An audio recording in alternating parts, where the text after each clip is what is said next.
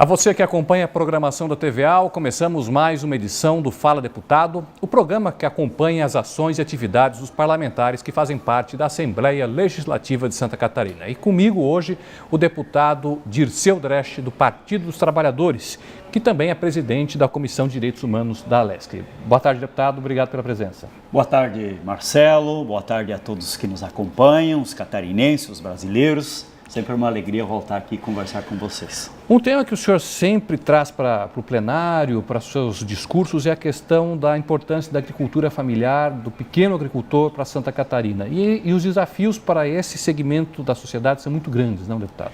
Extraordinários, né? A vida de grande parte dos municípios catarinenses, os pequenos e médios municípios, dependem da agricultura familiar. Né, da questão econômica, social e tal. Por isso, uma das grandes lutas nossas aqui, nosso grande trabalho na Assembleia é em prol dessa população também e das pessoas que moram na cidade, porque se o agricultor não planta, as pessoas que estão na cidade não jantam, né? Esse é o ditado popular.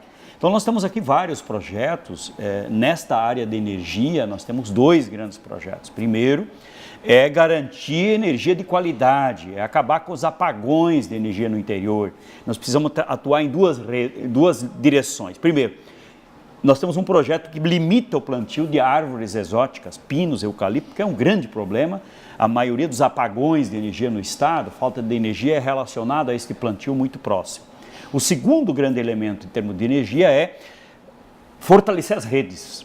Está muito fraca a energia no interior, a agricultura avançou muito e hoje não dá mais conta, né? Nós temos redes monofásicas ainda, redes simples, e nós precisamos estruturar, botar a rede trifásica. Então nós estamos cobrando um investimento da Celesc, do governo do estado, agora com esse financiamento do BID, a gente está lutando para que seja investido uma boa parte disso no interior. Então é um debate que nós vamos fazendo. Além disso, nós temos neste momento uma problemática que é com o leite, né? A crise do leite na agricultura familiar está caindo muito preço, então nós estamos aqui em um grande debate, uma mobilização, seminários, audiências públicas para buscar saídas, fazer o governo estadual, o governo federal entrar comprando para os estoques reguladores, para os programas públicos, além do tema da importação, que também é um tema que sempre preocupa, que nós precisamos limitar, né, este processo de entrada de leite e outras perspectivas. Então tá muito bom o debate, estamos animados, estamos construindo aqui nessa perspectiva de ajudar a agricultura familiar, porque se a gente ajudar o agricultor, as pessoas da cidade também se favorecem, porque daí nós vamos ter alimento, né, de qualidade, um alimento para as pessoas poderem se alimentar na cidade. O modelo econômico de Santa Catarina é muito calcado na questão da pequena propriedade, não? A maioria, como falava, né, os pequenos e médios municípios especialmente, a nossa economia voltada muito forte ao tema da agricultura, nos ajuda a passar e enfrentar os grandes desafios, inclusive da economia brasileira, né? A agricultura tem contribuído muito para manter as nossas balanças comerciais para fora do Brasil, a sustento interno da nossa segurança alimentar, né, do país. Então isso é extremamente importante para todos nós. O senhor é integrante da Frente Parlamentar em Defesa do Serviço Público e essa frente tem se mobilizado em várias discussões, já que a gente tem aí uma série de iniciativas de privatização país afora. Aqui em Santa Catarina tem se discutido muito a questão da Eletrosul, que faz parte do sistema Eletrobras. Como que a frente tem se mobilizado na questão desse assunto? Olha, nós temos construído um grande movimento aqui nesta quarta-feira, inclusive nós de manhã tivemos uma grande audiência pública novamente.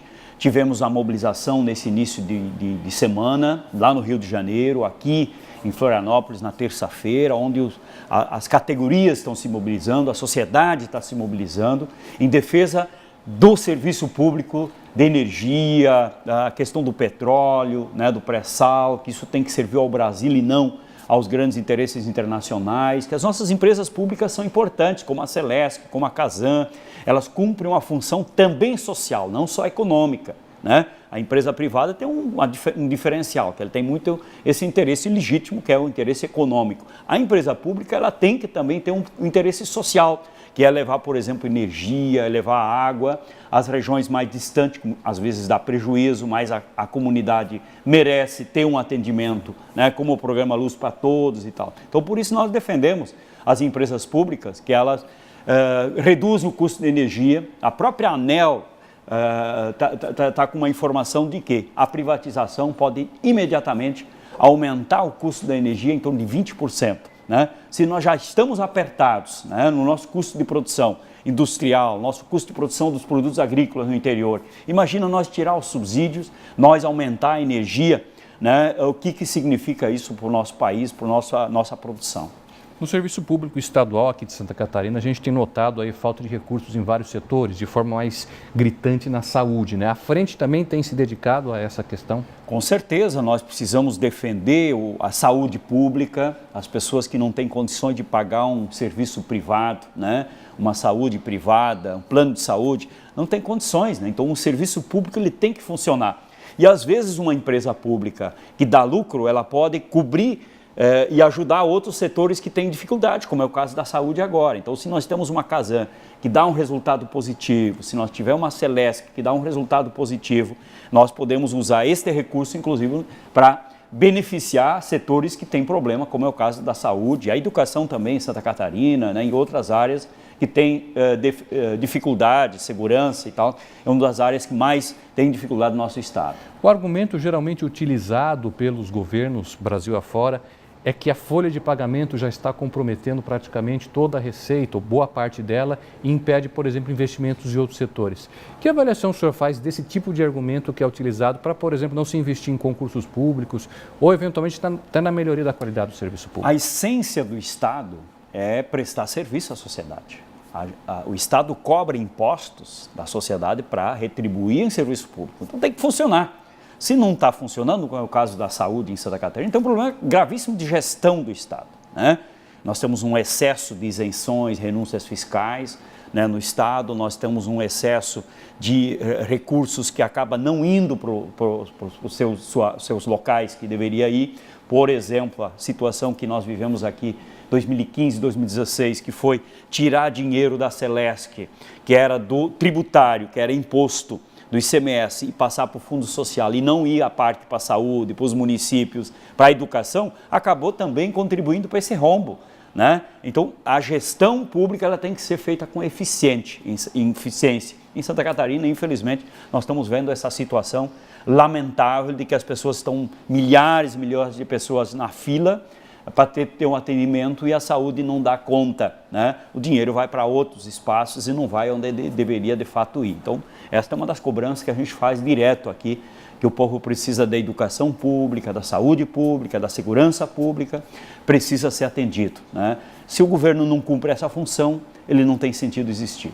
E o governo, às vezes, recorre também ao argumento de que, por não dar conta, a solução é privatizar. Como que resolve-se essa equação? Não, porque a empresa pública, se ela é bem gerenciada, como é o caso da Eletrosul, ela dá lucro para o Estado, ela beneficia o Estado. Então o caminho não é privatizar, depois o Estado vai ter menos dinheiro para investir. Né? Como é o caso da Petrobras, a Petrobras por anos e anos investiu 10% de todo investimento no Brasil era da Petrobras, 10%, são mais de 200 bilhões por ano. Então é isso, a empresa pública que cumpre sua função, que tem uma boa gestão, que não é cargo político só, mas é um cargo que tenha condições de dar direção a essa empresa, gestar essa empresa para ela dar resultado, né, que necessariamente ela não precisa dar resultado, a empresa ela tem que cumprir uma função social, mas ela também não pode ser gestada de forma que ela dê prejuízo, né? Aí é incompetência de quem está na gestão dessa empresa, mas ela pode ser bem gestada, ela pode ser bem gerenciada e ela pode dar sim resultado positivo. O senhor apresentou recentemente um projeto de lei que já foi votado, aprovado e sancionado pelo governador, que reconhece o Cruz e Souza, que é um dos grandes expoentes da cultura, da arte catarinense, como promotor público, né? Como que surgiu a ideia de desempenhar de realizar esse projeto e prestar essa homenagem? Olha, é uma ideia de reconhecer que o Estado brasileiro deixou de reconhecer lá atrás, e inclusive cometeu graves irregularidades, caçando deputados. No caso aqui, nós não tivemos a nomeação de um promotor público por ser negro, né? Então nós temos que refazer essas situações que aconteceram na história. E Cruz de Souza foi uma das pessoas prejudicadas pela sua raça, pela sua cor, né? E nós estamos cometendo aqui uma justiça, fazendo uma justiça, né? Retribuindo a ele, mesmo em memória, a família, aos catarinenses esta grande figura, esse grande poeta Cruz de Souza, que foi negado em 1833, né, ser nomeado promotor público por ser negro. Então a Assembleia Legislativa corrige uma distorção na história e esse é o nosso papel também enquanto deputado, né, corrigir essas distorções, essas situações que ocorreram durante a história de Santa Catarina. É uma forma até de combater o racismo, né? A apresentação de um projeto desse é uma forma de mostrar, de combater, de render homenagem àquelas pessoas que lutaram e muitas vezes deram a vida combatendo o racismo. Exatamente. Eu atuo na política e no dia a dia, na sociedade, que nós temos que construir um país com mais amor. Infelizmente, o Brasil está crescendo a intolerância, o ódio, isso é muito ruim para nós, né? Então, gestos como estes também demonstram de que a gente precisa valorizar todos os brasileiros. Nós temos esta riqueza, né, da nossa origem do Brasil, que vem de várias gerações, de vários países, várias culturas, várias raças que compõem esse país. Nós temos que viver com respeito, né? Nós não podemos condenar a pessoa por ela ter uma cor diferente, por ela pensar diferente. Nós precisamos construir um país, de fato, de harmonia, um país de diálogo, de debater os grandes desafios, enfrentá-los, sim, com segurança, com ideias diferentes, confronto de ideias, de projetos, mas não que a gente chegue a uma situação da nossa intolerância que, infelizmente, está crescendo no nosso Brasil e isso é muito ruim. Nós precisamos de um país com mais amor, com mais diálogo, com certeza. Deputado, a gente já está no último trimestre deste ano e a Assembleia tem aí por regra deixar para o fim do ano projetos polêmicos, mais complicados, inclusive o orçamento do Estado, né? O que o senhor entende que será desafio para este parlamento agora na sequência até o fim do ano para votar, para discutir, para apresentar aí para os catarinenses? Olha, eu sempre fui um dos grandes críticos à forma que o governo atuava com o parlamento e muitas vezes ainda atua. O parlamento não pode ser um cartório de homologar simplesmente os projetos do executivo. O parlamento tem uma grande função, um grande papel constitucional de fiscalização, de cuidado com o dinheiro público, de fazer projetos. Então, por isso, nós melhoramos bastante já. Eu estou no meu terceiro mandato, já fui durante 4 anos líder da bancada do PT e como líder normalmente da oposição, a gente sempre tem uma função de estar mais atento, fiscalizando, cuidando, né? E por isso nós temos melhorado os últimos tempos com as críticas que a gente tem feito, que os projetos têm que vir antes, não uma enxurrada de projetos de última hora, que aí o risco aumenta de aprovar projetos muitas vezes com problemas, né? Então, espero que esse ano não seja um ano como foi em outros tantos anos, que nós tivemos essa enxurrada de projetos importantes aqui, mas que a gente consiga ter os projetos aqui antes e conseguir tranquilamente debatê-los todos até o final do ano. Temos o orçamento aí a caminho, temos desafios grandes também com relação à extinção do Porto de São Francisco. O senhor entende que a Assembleia vai conseguir dar uma resposta satisfatória para a sociedade? Eu acredito que sim. Nós estamos num ritmo de trabalho, principalmente a partir do mês de junho, bastante acelerado aqui, neste conjunto de debates, audiências públicas, mesmo no plenário, de dar conta desse grande desafio, desse grande debate. Então, com certeza, nós vamos ter, aumentando o ritmo até final do ano, nós vamos dar conta dos grandes desafios que Santa Catarina espera do parlamento, de nós conseguir cumprir a nossa função que a sociedade catarinense nos delegou, nos elegendo para deputado. Ok, deputado Dirceu Dresch, agradeço o senhor pela presença no nosso programa e até uma próxima oportunidade. Obrigado. Até. A você que nos acompanhou pela TVA, pode acompanhar a reprise deste e de outros programas no nosso canal no YouTube, que você acessa por meio do site alesc.sc.gov.br. A todos, obrigado pela companhia e até o próximo Fala Deputado.